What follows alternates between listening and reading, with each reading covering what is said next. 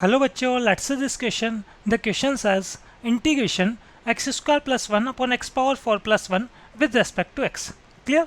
देखिए, इस इंटीग्रेशन को सॉल्व करने के लिए हम क्या करते हैं, सबसे फर्स्ट में हम यहाँ पर न्यूमरेटर और डिनोमिनेटर में एक्स स्क्वायर कॉमन लेंगे. क्लियर. तो ये टर्म हमारे पास बनेगी इंटीग्रेशन.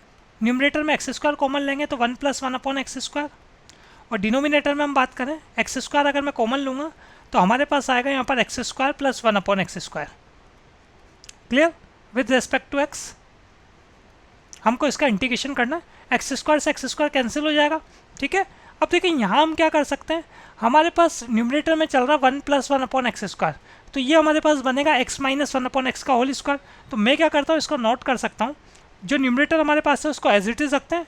एक्स स्क्वायर से एक्स स्क्वायर तो कैंसिल हो ही गया, और डिनोमिनेटर में जो x square plus one upon x square है इसको मैं नोट कर सकता हूँ यहाँ पर x minus one upon x का होल स्क्वायर. अब इसको अगर मैं सॉल्व करूँगा तो कितना आएगा हमारे पास, x square plus one upon x square minus two. तो माइनस टू हमारे पास न्यूमरेट माइनस टू जो ऊपर वाली टर्म है उसमें चल नहीं रहा, तो हम क्या करते हैं यहाँ पर प्लस टू नोट कर देते हैं. क्लियर. अब अगर मैं डिनोमिनेटर को सॉल्व करूँगा तो जो ऊपर वाली टर्म है उसका जो डिनोमिनेटर है x square plus one upon x square वैसा ही आएगा हमारे पास. क्लियर. अब यहाँ से क्या कर सकता हूँ, मैं इस इंटीग्रेशन को ईजिली सॉल्व कर सकता हूँ by using substitution method. Clear. तो मैंने सब्सटीट्यूट किया, पुट किया x minus one upon x को एक नया वेरिएबल, तो इसको मैं टी ले लेता हूँ. इसका डिफ्रेंशिएशन करेंगे तो one plus one upon x square आएगा, साथ में d x equal to d t बन जाएगा. क्लियर. ये सब्सटीट्यूशन इसमें अप्लाई कर देते हैं हम, तो हमारे पास कैसा हो जाएगा, देखें इंटीग्रेशन न्यूमरेटर में डी टी, डिनोमिनेटर में एक टी स्क्वायर बन रहा है और एक टू बन रहा है. तो टू को तो मैं नोट कर सकता हूँ रूट टू का स्क्वायर और प्लस टी स्क्वायर. क्लियर. तो one upon a square plus x square का integration one upon a tan inverse x upon a होता है. तो ये हमारे पास बनेगा one upon root two tan inverse t by root two. Clear.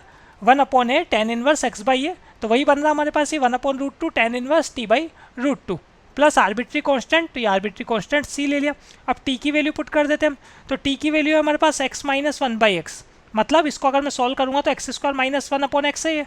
तो ये बन जाएगा हमारे पास one by root two tan inverse t की वैल्यू पुट की हमने x square minus one upon x, और साथ में डिनोमिनेटर में रूट टू भी चल रहा, तो रूट टू एक्स हो गया प्लस आर्बिट्री कांस्टेंट सी.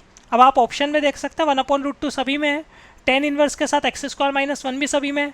डिनोमिनेटर में चाहिए हमें रूट टू इंटू एक्स, तो रूट टू इंटू एक्स जो चल रहा है हमारे पास वो ऑप्शन नंबर डी में चल रहा है. क्लियर. तो final answer is option number D. Best of luck.